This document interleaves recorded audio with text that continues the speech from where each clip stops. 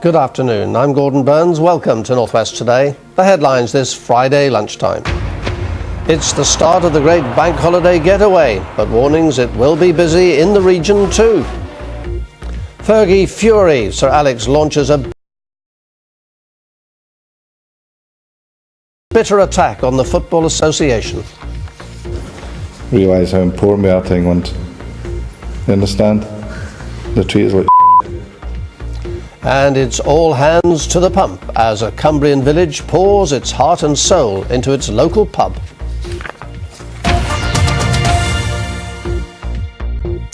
For many, the bank holiday getaway starts in earnest this afternoon. Motoring organisations are predicting heavy traffic on the region's major routes, and Manchester and Liverpool John Lennon airports say the numbers heading overseas are up on last year. For those choosing to spend the holiday weekend here, there's no shortage of big events to visit.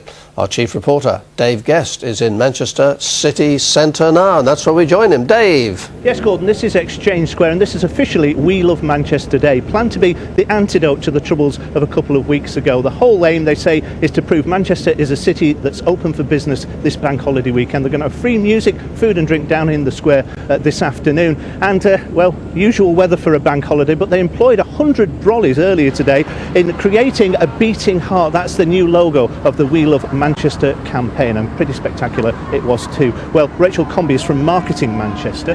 What are you hoping to achieve by this day? I think we're hoping to show the real kind of Mancunian spirit of the communities, businesses and residents that came out in support. So looking to have a really big celebration. Of course, this is a busy weekend in Manchester with Manchester Pride. What's that going to be this year? Well, we're hoping thousands of people will come out again for the parade tomorrow, which is themed Best of Britain. And we've also just recently been voted Best Gay-Friendly Destination by one of the major gay tour operators. So we're really proud and really looking forward to celebrating that. OK, thanks very much indeed, Rachel Comby. So a busy weekend in Manchester. Elsewhere in the region, though, it's going to be busy too. The Matthew Street Festival gets underway in Liverpool this weekend. One of the highlights will be performances of every #1 single generated by the city. And to think of them all, you have to think far wider than just the Beatles. There's music in Cheshire too for the Creamfields Festival. They're expecting 50,000 people at the Daresbury site over the weekend. And for lovers of the bizarre, there's a caravan destruction derby at Wharton in Lancashire, hosted by the Wharton Stock Car Club. Caravan Club members look away now. Well, of course, there'll be loads of caravans driving at a more sedate pace on the motorways this weekend. A busy weekend on the roads. On the rails, well, we're told that the West Coast mainline services will be disrupted tomorrow and on Sunday because of engineering work, so they're promising things will be back to normal by late on Monday. At the airports, both Manchester and Liverpool John Lennon expecting a busy weekend. At Manchester, they say something like 300,000 people will be flying out this weekend to various destinations. Liverpool John Lennon say they're expecting to equal, if not better, their record of 80,000 travellers over the bank holiday period. So a busy weekend whether you're travelling away or whether you're staying here, Gordon. It is indeed, Dave. Thanks very much indeed. And don't forget too, the Bolton Food and Drink Festival starts today, goes on for 3 days and has some of the top names in the food world there.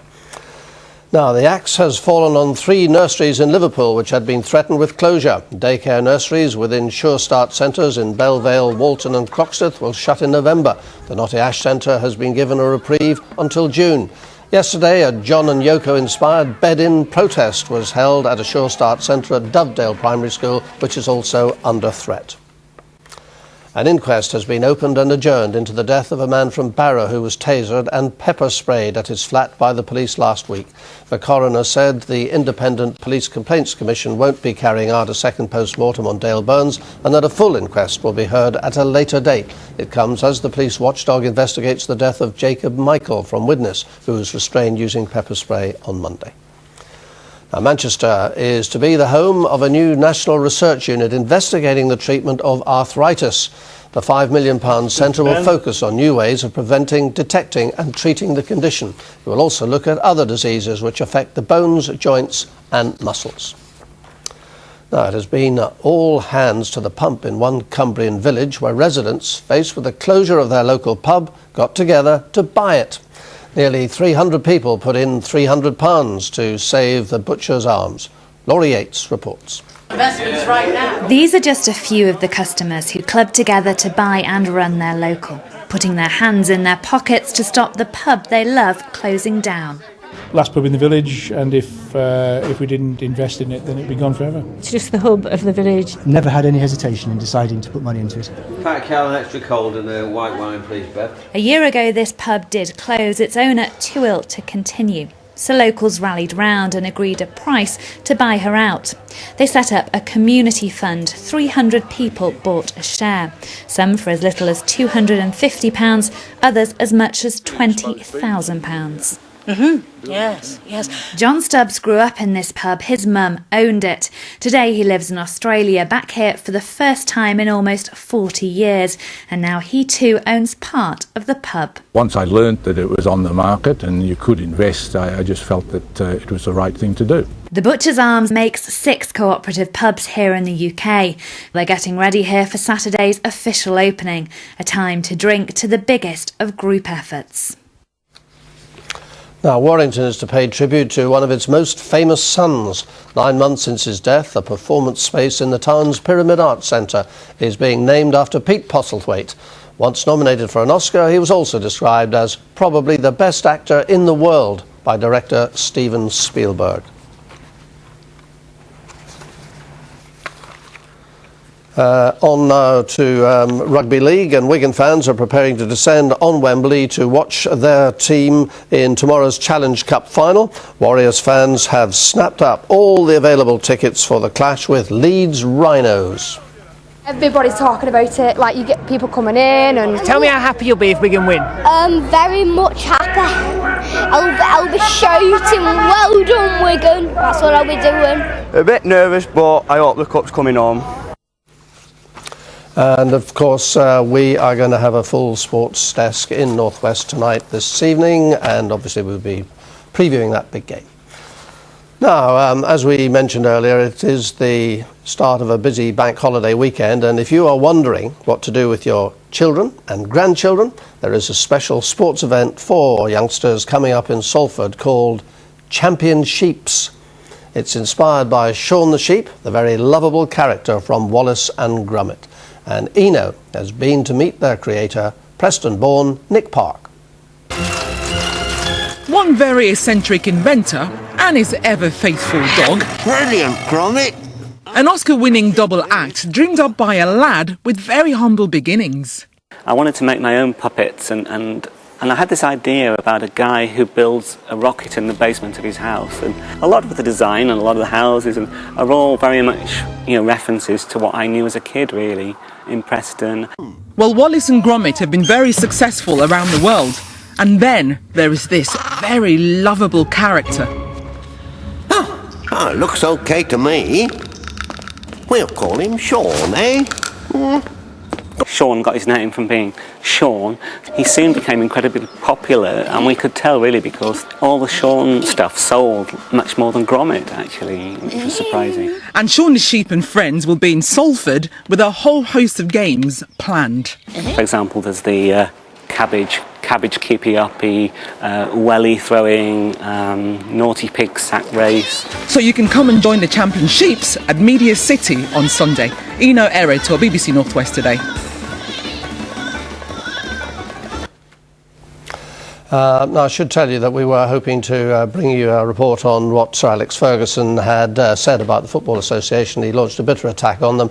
Sadly, our line's gone down. We can't do that, but we'll bring it to you in the evening North West Tonight programme. Sorry about that.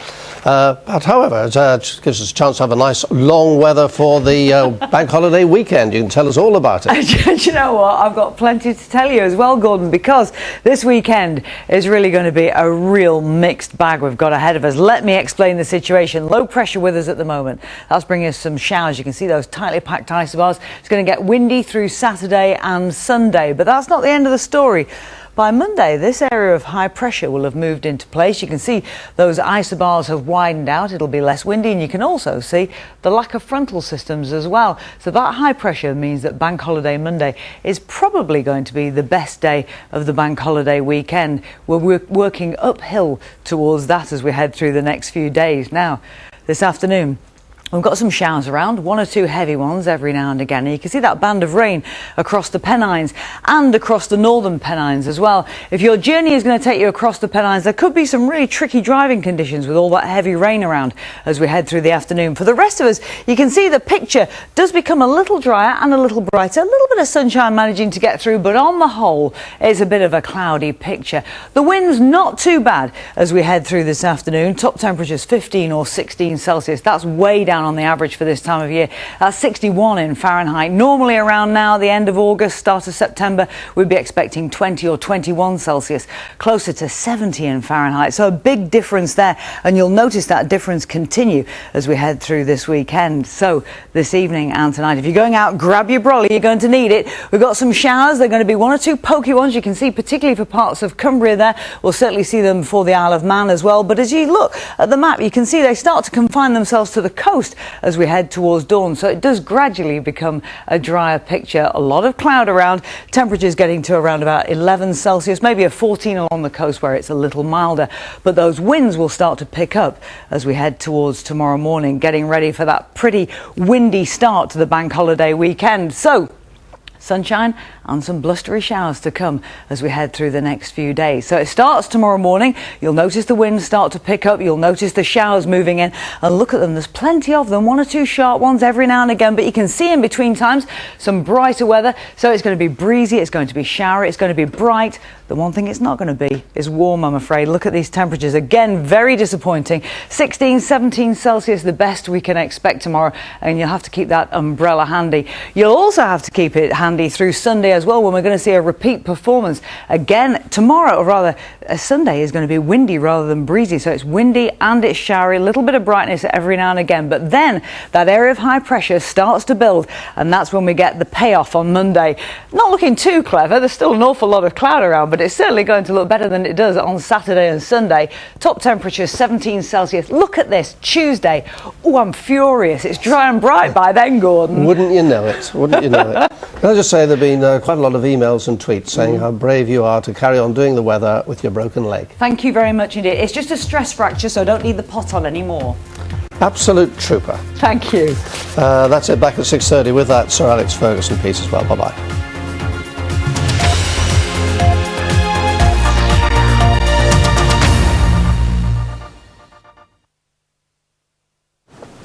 A couple about to get married after the groom gets to grips with the naked truth. Next.